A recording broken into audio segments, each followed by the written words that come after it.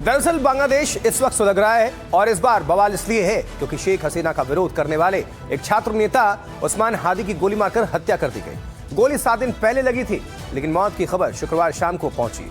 इसी के बाद ढाका समेत बांग्लादेश के कई इलाकों में हिंसा का दौर देखा गया। आज शाम हादी का शव जैसे ही सिंगापुर से ढाका पहुंचा, ढाका में आंदोलनकारी फिर से हिंसक हो उठे और फिर से आगजनी करने लगे। इससे पहले ढाका में जमकर बवाल काटा गया। आंदोलनकारियों की आड़ में हिंसक ब्रिगेड ने ढाका में 2 प्रमुख मीडिया हाउस औक अवामी लीग के दफ्तर को फूंक डाला। इस बीच बांग्लादेश की अंतरिम सरकार के मुखिया यूनुस सामने आए और जोर देकर कहा कि नए बांग्लादेश में ऐसी हिंसा के लिए कोई जगह नहीं है। ये तो हालांकि हमेशा कहते रही हैं, उनके सामने हर चीज होता भी रहा है। अब यूनुस कहते हैं कि इस अपराध में शामिल किसी को भी बख्शा नहीं जाएगा। इधर भारतीय सेना एक्टिव है और बांग्लादेश के हालात पर नजर बनाई हुई है पैनी। ईस्टर्न कमांड के chief lieutenant general RC Tiwari ने भारत बांग्लादेश सीमा का दौरा किया, लेकिन सवाल यह है कि यूनुस चुपचाप तमाशा क्यों देख रहे हैं? क्या वो मुनीर के ऑर्डर फॉलो कर रहे हैं? क्या धीरे धीरे बांग्लादेश पाकिस्तान बनने की तरफ कदम बढ़ा रहा है? रिपोर्ट देखिए।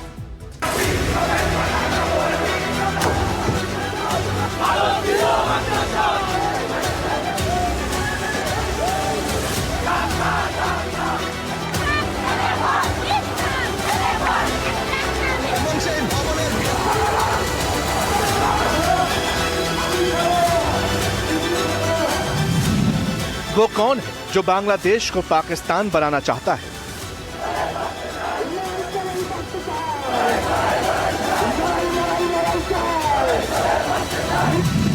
वो कौन है जो बांग्लादेश को पाकिस्तान में मिलाना चाहता है?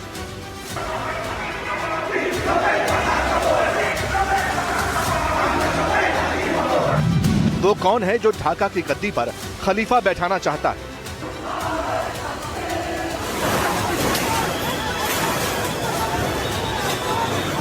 वो कौन है जो यूनुस को मोहरा बनाकर हिंदुस्तान के खिलाफ साजिश कर रहा है?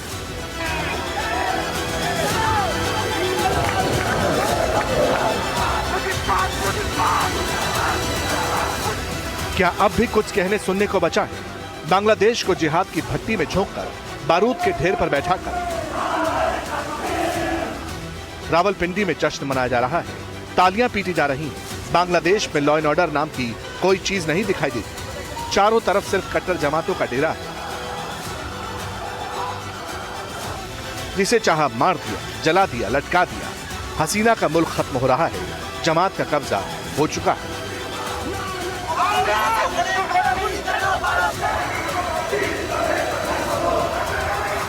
ढाका में चुनाव से पहले जो हिंसा का पैटर्न दिखाई दिया, वो जुलाई 2024 में जो हिंसा हुई उससे कई ज्यादा खतरनाक है। पाकिस्तानी आईएसआई का मंसूबा ढाका में और बांग्लादेश में हिंसा भड़काकर अपना कठपुतली नेता बनाने की है। छात्र नेता शरीफ उस्मान हादी की मौत ने आईएसआई को पेनाल्टी स्ट्रोक दे दिया है। हादी की मौत के बाद देर रात हिंसक प्रदर्शन शुरू हो गए, जिससे माहौल भड़क गया। सूत्रों के मुताबिक आईएसआई ने अपनी पुरानी सहयोगी जमाते इस्लामी और उसकी स्टूडेंट्स विंग को यह निर्देश दिया है कि वो किसी भी तरह के आंदोलन को सामने से लीड ना करे, बल्कि पीछे से लगातार हवा देता रहे, जिससे आवाम भी गुस्से में आती रही। अब सवाल यह भी है कि आईएसआई ने किस तरह से प्लान को एग्जीक्यूट करना शुरू किया, तो इसे आपको स्टेप बाय स्टेप समझना होगा।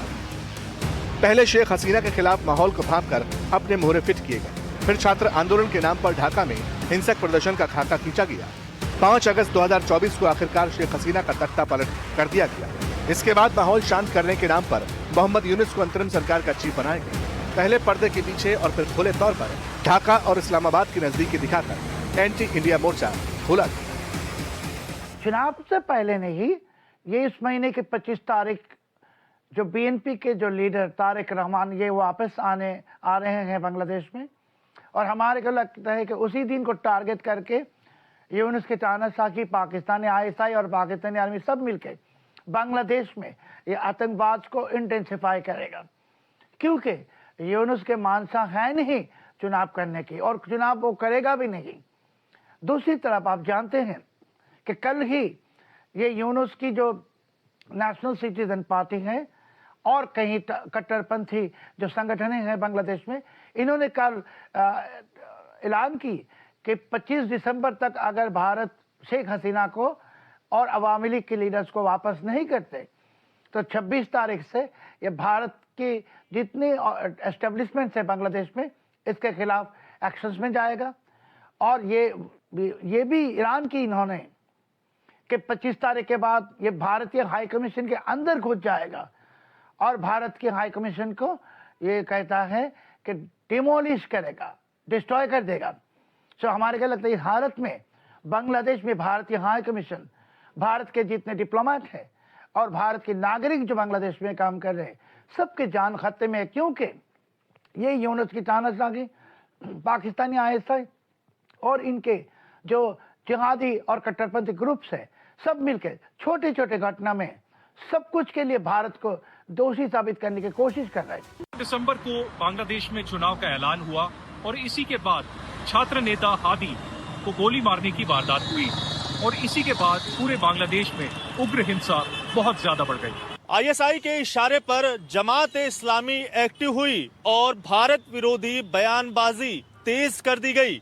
बार बार भारतीय दूतावास के घेराव की कॉल दी जाने लगी। इस बीच भारत की 7 सिस्टर्स यानी पूर्वोत्तर भारत के 7 राज्यों को अलग करने की कवायद में लगातार बांग्लादेश की जमीन से बयान दिए गए। यहां तक कह दिया गया कि अगर भारत के खिलाफ और इन इलाकों को अलग करने के लिए कोई काम करेगा तो बांग्लादेश उन्हें हर तरह की मदद और पनाह देने के लिए तैयार है। Well, actually, this is a total mobocracy functioning. Bangladesh में इस वक्त पूरी तरह से भिड्डा तंत्र हावी हो चुका है।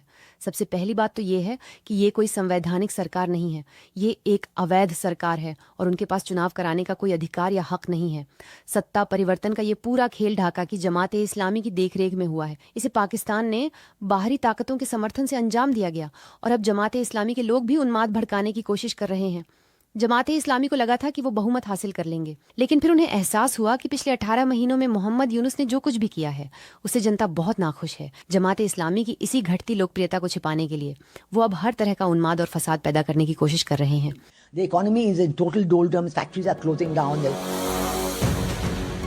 अब इन सारी हरकतों के पीछे कौन है ये समझाने की जरूरत है, क्योंकि बांग्लादेश कमजोर होगा, वहां कट्टर जमातों का राज होगा तो इसका फायदा पाकिस्तान को ही होगा। देखिए, बांग्लादेश में एक तरफ जमीनी स्तर पर भारत विरोधी प्रदर्शन हो रहे, वहीं समुद्र में भी दोनों देशों के बीच तनाव बढ़ रहा है। पिछले 2 महीनों में एक अजीब पैटर्न दिखाई दिया। बंगाल की खाड़ी में भारतीय समुद्री सीमा में बांग्लादेशी मछली पकड़ने वाली नाव की संख्या बढ़ रही है। 15 दिसंबर को मामला तब और बिगड़ गया जब बांग्लादेशी नेवी के एक पेट्रोलिंग जहाज ने 16 मछुआरों को ले जा रही एक भारतीय नाव को टक्कर मार दी। इसलिए Indian security forces alert mode पर है। लेकिन दूसरी तरफ मामला बांग्लादेश में बवाल को लेकर बढ़ रहा है, क्योंकि अब बात उस्मान हादी के हत्यारों को पकड़ने से आगे बढ़ चुकी है। इस बीच कहा भी जा रहा है कि हादी के कथित शूटर फैसल करीम ने अपनी गर्लफ्रेंड को हादी पर हमले से पहले ही कह दिया था कि वो देश को जलाने जा रहा है। बांग्लादेश पुलिस के हवाले से ये बातें सामने आ रही हैं, लेकिन सवाल है कि एक छात्र नेता की मौत के बाद बांग्लादेश जला क्यों? क्योंकि अचानक ने हजारों लाखों लोगों की भीड़ नहीं निकलती, अचानक से इसके लिए बाकायदा कॉल देनी पड़ती है, सोशल मीडिया पर लोगों को मोबालाइज करना पड़ता है। तो ये सारा काम किया किसने? वो कौन सा प्रोजेक्ट है जो बांग्लादेश में अचानक सर उठाने लगा है? सवाल तो ये भी है कि साजिश का वो कौन सा फेरा था जहां से बांग्लादेश में हालात खराब होने लगे, बात भारत विरोध तक पहुंच गई।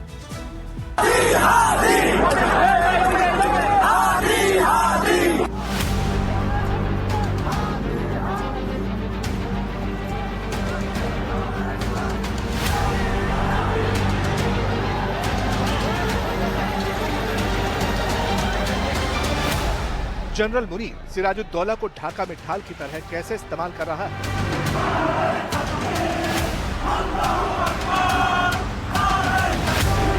मोहम्मद यूनुस ने क्या बांग्लादेश में मुनीर मॉडल लागू कर दिया?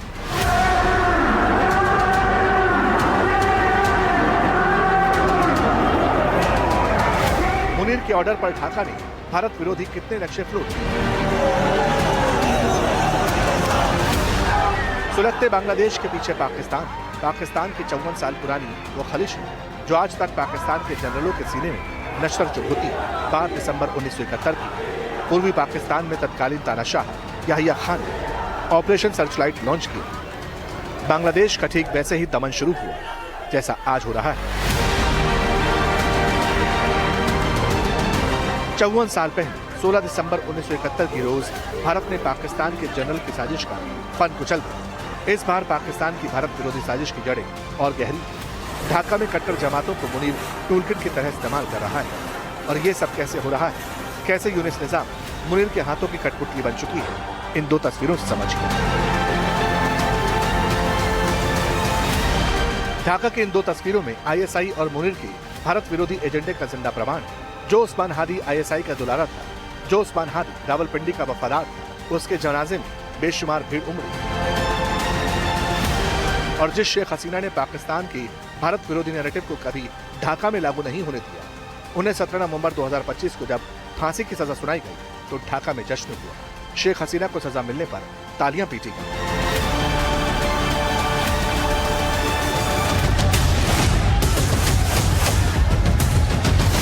बांग्लादेश कट्टरपंथ की आग में चल रहा है। यूनिस पाकिस्तान की छत्रछाया में उन्माद में डूबे। बांग्लादेश में सिराजुद्दौला साम्राज्य के नाम पर खतरनाक खेल चल रहा है।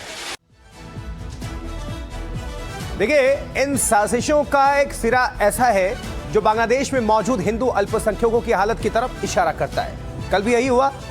जिस वक्त बांग्लादेश में हिंसा हो रही थी, तब एक हिंदू शख्स की हत्या कर दी गई। ढाका के पास भालुका में धर्म का अपमान करने के आरोप में हिंदू युवक को पीट पीट कर मार डाला गया। रिपोर्ट के मुताबिक युवक के शव को नग्न करके एक पेड़ से लटकाकर आग लगा दी गई। भयावह। मृतक की पहचान दीपू चंद्र दास के तौर पर हुई है। सोशल मीडिया पर इसका वीडियो वायरल हो रहा है, जिसमें लोग अल्लाहू अकबर के नारे लगाते हुए दिख रहे हैं। कट्टरपंथी हिंदू को टारगेट। अब तरह से आपको बता दें, हर तरह से एक शख्स को पीट पीट कर मार दिया गया। वो बांग्लादेश में मौजूद हिंदू समुदाय की चिंता बढ़ाने वाला है, क्योंकि पहले भी हिंदू टारगेट पर बांग्लादेश के अंदर रहे हैं।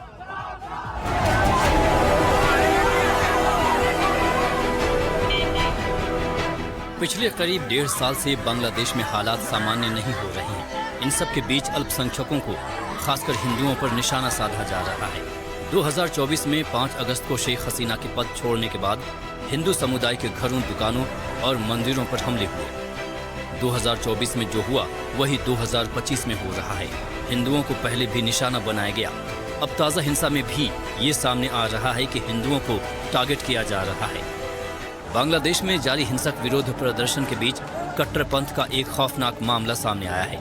बांग्लादेश के मैमन सिंह जिले में इस निंदा के आरोप में एक हिंदू युवक दीपू चंद्र दास की भीड़ ने पीट पीट कर बेरहमी से हत्या कर दी। इसके बाद पेड़ पर लटकाकर जला दिया। दीपू गारमेंट फैक्ट्री में मजदूर था। बताया जा रहा है कि कुछ लोगों ने उस पर आरोप लगाए थे कि उसने पैगंबर मोहम्मद के बारे में अपमानजनक टिप्पणी की थी। हिंसा के दौर में दीपू की हत्या कर दी गई। दीपू की हत्या के बाद से उसके परिवार में रोना पीटना मचा हुआ है। जहां वो रहता था वहां मातम फैला है। घर वालों के आंसू नहीं थम रहे। इनके बेटे को धर्म के नाम पर मौत के घाट उतार दिया गया। बताया जा रहा है कि सड़कों पर भीड़ भारत विरोधी नारे भी लगा रही है। भारतीय राजनयिक परिसरों पर पथराव की भी खबरें हैं। जानकारी के मुताबिक ढाका समेत दूसरे जिलों में प्रदर्शन हुए हैं। चटगांव में भी कई जगहों पर विरोध प्रदर्शन हुए हैं।